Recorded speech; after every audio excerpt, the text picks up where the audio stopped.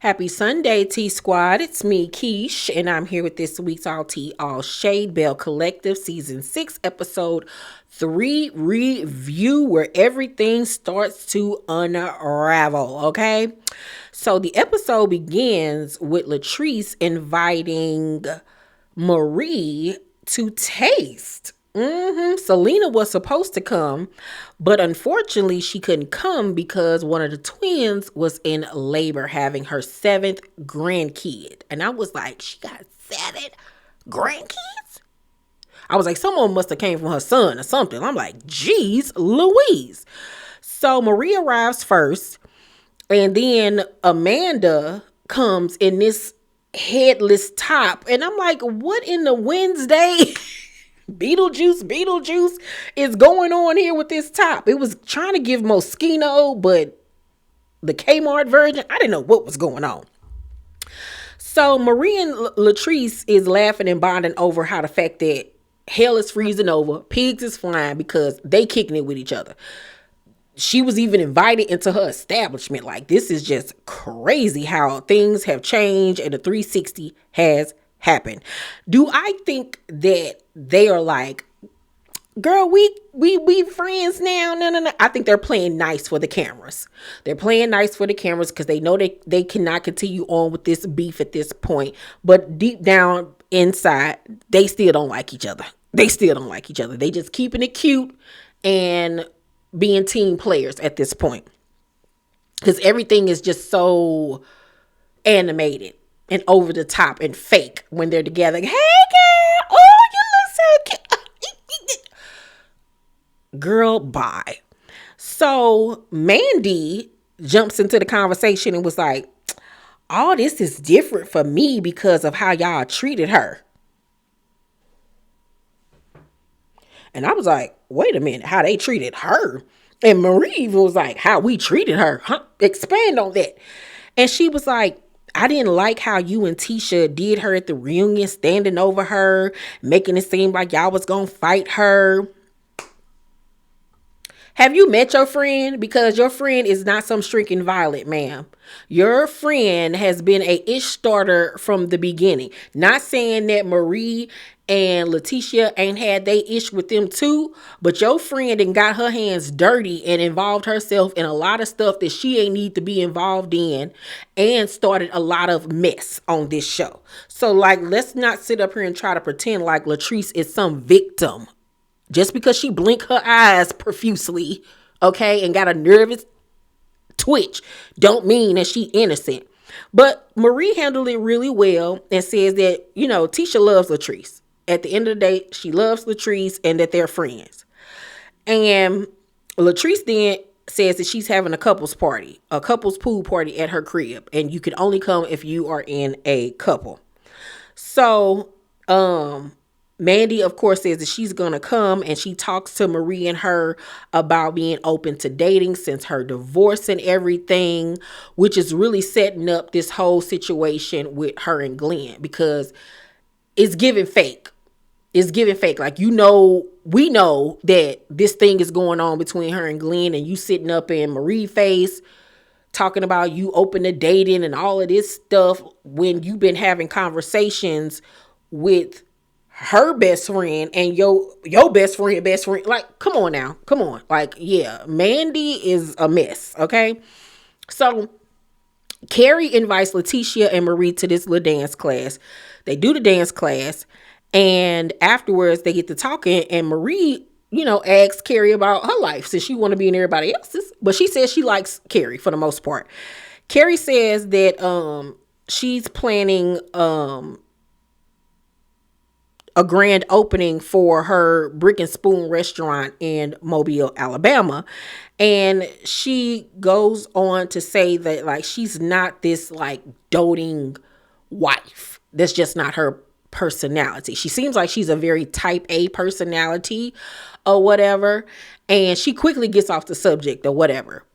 But it comes back up in another scene when she's at her restaurant checking on things. She's very thorough with everything. And We find out that her and her husband Matt have been together since they were teenagers, 15 and 16 years old, high school sweethearts. They have twins together and a son.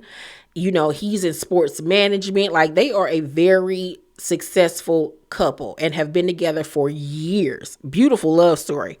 Matt arrives at the restaurant and they sit down and discuss the fact that she hasn't really been checking in with him or on him. She's always busy, focusing on the restaurants and everything, and he wants more of an effort from her. And she gets emotional and says that she feels like she's in a deficient in the areas of being a wife and a mom. But she tells him that she's going to work on it or whatever. And he's looking like, okay, that's what you say, but all right, we going to see. You know what I'm saying? You can say it, but you need to show it, right? I don't know what's going on between them, because on next week's episode, she's going to be confronting him about not being present. So it's like, are both of y'all not present? Like, I'm so confused. It doesn't seem like they're not in love with each other anymore. They seem like they're still very committed to one another, but it's like they're missing each other for some reason. So I don't know. I'm going to have to get more information on what's going on between the two of them. So Letitia and Glen have like this counseling session with Selena and Mike, which was a joke in itself. They're teaching them these communication exercises that they've learned and integrated into their marriage. But obviously, considering everything that we know, y'all still ain't been communicating. The phone is off. Okay, y'all have not paid the bill. AT&T, T-Mobile, Sprint, they done turned y'all phones off. Okay. So Selena tells Mike that she needs for him to check in, because after losing her son, who was on the way coming back to Jackson, he never made it back home. So anytime somebody that she loves is out and not answering her phone, she automatically goes to thinking that something bad has happened. You know what I'm saying? And I don't know why men do this. We as women go through this all the time with dudes. How they'll be out and you calling their phone. This is a petty, irresponsible, childish man. We've dealt with these men in the past, hopefully not present day.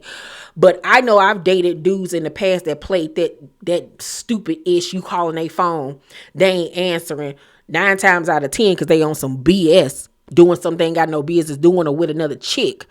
And you losing your mind because you thinking like, is he playing me? Is he doing something he ain't got no business doing? Is he with another chick, or did something actually happen to him? So you don't know whether to freak out or be mad. Like, I hate it when dudes used to do that. Oh my God. I would never put up with that shit now as an adult woman. Hell to the no. You don't answer my phone call, nigga. If you're dead, you better be dead. If you alive, nigga, you gonna wish you was dead, okay? So he says that he understands everything. And hopefully he makes the change that he needs to make. Because, like, girl, who got time? So it's the day of the infamous pool party at Latrice and Cliff's house. And Latrice, before everybody gets there, says that she's going to play this couples game about who knows their spouse the best. And I was like, here we go with the bullshit being set up. This whole thing with Glen and Amanda, like I said, from episode 1, is a setup designed by Latrice. So Amanda and her stud date arrive. Because remember, she's fluid. Latrice says in her confessional that she fears Letitia might find out about the Glen situation at her party. And she does not want that to happen. Sure you don't, Latrice. Sure you don't. And we're Boo-Boo the Fool. Okay. So Marie and old boy arrived together. And lo and behold, she see her cousin. And she like, girl, what you doing here, Jovan? Jovan is the stud that's here with Mandy. They dating, and that's Marie's cousin. So she looking like, oh, okay, you like it, I love it, go ahead on or whatever. Not even realizing that her cousin is involved in the bullshit. And I was like, girl, this just gets better and better. So the party is going on. Kerri and her husband arrive. Only person that wasn't there was Tamra, because Latrice said she wasn't gonna even invite her because she knew she wasn't gonna be able to come because she was probably working with the baby, which is another reason why I feel like Tamara don't need to be on the show because she adds nothing to it. She's never fucking around. Get her ass off the show. Replace her with somebody else. So Glen and Letitia arrived late because he had to work. So they get there, and of course, as soon as they get there, it's time to play the game. So they playing a couple game, and let me backtrack because when they get there, Letitia hugged Mandy. Was like, "Hey girl, how you doing?" She was like, "Hey girl," and she see Glen. Glen was like, "Hey Mandy," and what if she was like, "Hey," and kind of give this look off to the camera like this nigga here. But the fakeness of it all when she saw Letitia, because you been having conversations or dealing with this girl husband, but you all up in her face, you fake ass chipmunk looking ass bitch. Cause Mandy funny looking. Let's just keep it a buck. To me, Letitia look better than Mandy. Mandy funny looking. She literally looks like a chipmunk. Like, girl, get out of here. So they play the game, and one of the questions is, has anyone ever been attracted to anyone in the group? Such a setup. Such a setup. We've seen this setup on so many other different reality shows. Everybody was like, hell no. Here go Mandy. This is her cue. Because Glen said he only attracted to his wife. She sounds, he a liar. And everybody looking like, what? What you mean he a liar? And so Letitia's like, what you mean he a liar? What you talking about? He attracted to you? Marie was like, you attracted to Amanda? Like, what's going on? He was like, I'm only attracted to my wife. Like, I don't know what you're talking about. So Letitia was like, Mandy, like, what's the tea? Like, cause me and you cool. You know what I'm saying? Like, what's going on? Like, tell me what the tea is. So Mandy's sitting there.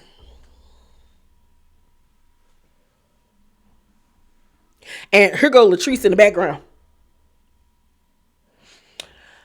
Let's finish the game. Let's play the game. Come on, y'all. Let's play the game. Let's forget that. Let's play the game. Letitia, no, fuck this game. I need to know what she meant by that. Do you want to go talk one-on-one? Because she was like, yeah, let's go talk one-on-one. So they step outside, and Letitia was like, what's the tea? Because every time I see you, you're empowering me. Like, we cool. Like, we fucks with each other. Like, what's the good? And this is why this is even more fucked up. Because you had ample opportunities to tell her this shit. And you and Latrice waited to do this shit on the show to get her back and embarrass her. And you get confirmation of this because the next thing out of Mandy's mouth is, there has been situations where it has been awkward.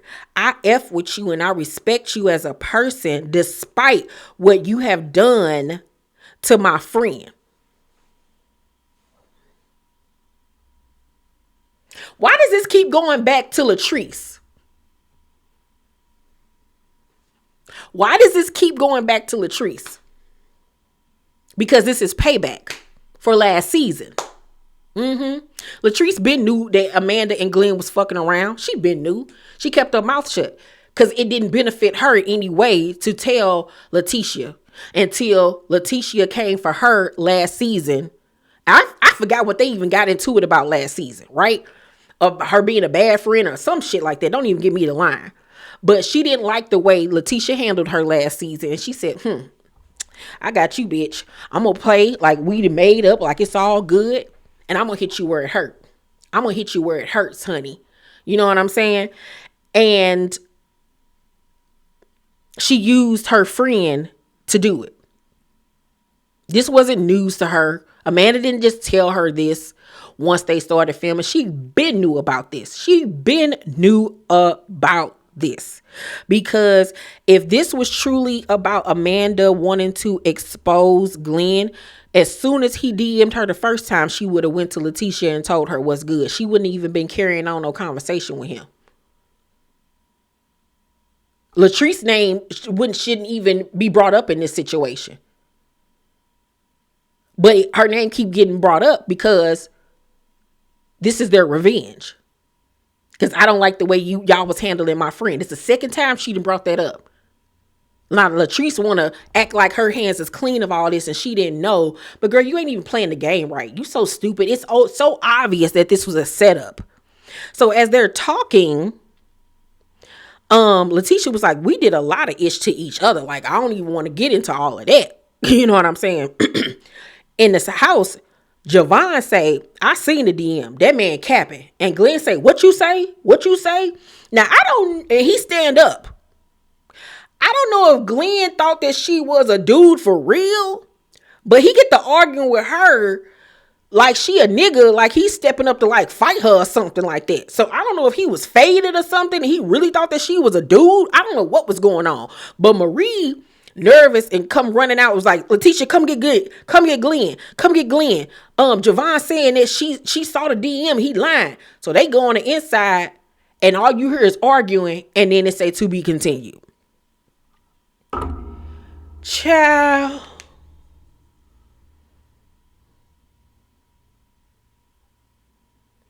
If that man really trying to fight this girl, it's going to make me not like him even more than I already don't. Because like, really, nigga? Really, Glen? I don't even understand what is the attraction to Glen. Why some of y'all out there think that he is attractive. He look like he smell like Crisco, okay? No, absolutely not. He is not. If that's who bitches like in wherever they stay, Jackson, Mississippi, then the dating pool is very low. I'm gonna keep it a buck with you. Because Glen couldn't look at me twice. Ew. Gross. And Amanda, you ain't shit. You little tree stump. Because why would you even entertain this man knowing that he's married? You know his wife, have a relationship with his wife. You trifling, bitch. You a trifling ass bitch. And you talking about something, look at me. Look at you. You little funny looking ass hobbit. Girl, bye. Get out of here. We have seen better. And you being able to pull Glen is not a flex. Because anybody can fuck Glen. Okay? Girl, bye. That nigga is not no prize. He is for the streets. He for everybody. Okay? And Latrice, your long neck ass ain't shit neither, bitch. That's why you over there ticking and a talking, bitch. Because your nerves is bad. Because you're living foul. You ain't shit, bitch. I never liked you. Never liked you since season 1. I be right about these folks, but some of y'all don't be liking to listen to me. I can tell people and their characters. And I knew from season 1, Latrice ass wasn't shit. Because my thing is, don't make up with Letitia to then backstab her. What was the point? You could have respectfully been like, we can be cordial, but nah. And still let the shit come out. Like, yeah, I knew about it, but I didn't want to be involved because we was friends. But now that we ain't friends like that no more, then yeah, you needed to know. I would have appreciated that more than the games that are being played. But I don't feel bad for Letitia because people been telling her about Latrice for the longest. And you sat there when Latrice and Marie was getting into it and you took Latrice's side over Marie's every time and you knew that she was a trifling dirty ass bitch. And Marie was your best friend and you treated Marie like shit. So I don't care. I think it's quite funny. That's what you get. That's what you get. Nobody feels bad for you over here because you've been letting little young Dro play in your face for way too long. I don't know if Letitia got low self-esteem. I don't know if she thinks she can't get nobody else. I don't know if it's because of the time that they have been with each other since they were young. I don't know if it's because they married with a kid. But girl, it's time for you to move the fuck on. Move on like Maya. Because ain't no way. If you take that man back again after this, go jump in the lake at this point. You and them flotation device on your chest, go jump in the lake. Because you are a glutton for punishment at this point. Just stay married and let that man cheat in peace. And shut up about it. You and Josh. At this point. Because we don't want to hear it no more. We literally do not want to hear it. If you have not filed for divorce by the time the reunion is airing, we don't want to hear it. Continue to be dumb. Stay in them crisscross bras of yours and just shut up and your shifted bad wigs and be quiet. Just be quiet and let that man be on the tugboat fucking. Like, just stop it at this point. Please stop it. But Latrice, let me tell your ass something. You big giraffe, you. Everything that you put out into the universe, you gonna get back. Because that's why Cliff over there treating your ass like you ain't shit. You ain't nothing but a young Tina. And that nigga is Ike. Because we ain't forgot the way that nigga hemmed your ass up 2 seasons ago and was calling you a bitch. Yeah, you over there getting gone upside your head for businesses and purses. That's why your nerves bad. You don't know when this nigga gonna jump on you. Allegedly. Like, girl, I be jumping too. You don't know when the slap coming next with this drunk ass nigga. Like, yeah, bitch, get it the fuck together. And while you hanging around hoes like Mandy, you better hope she ain't fucking on your man. Y'all better stop playing. Y'all better stop motherfucking playing. I'm gonna give this week's episode of Belle Collective a B- because we've seen this trick being done before. It's not original, but the mess was still juicy. Y'all let me know what y'all thought about this week's episode. Please make sure to thumbs up this video, subscribe to my channel, and turn on your post notifications so you know my videos drop. I love you guys, and I will see you on the next one. Bye.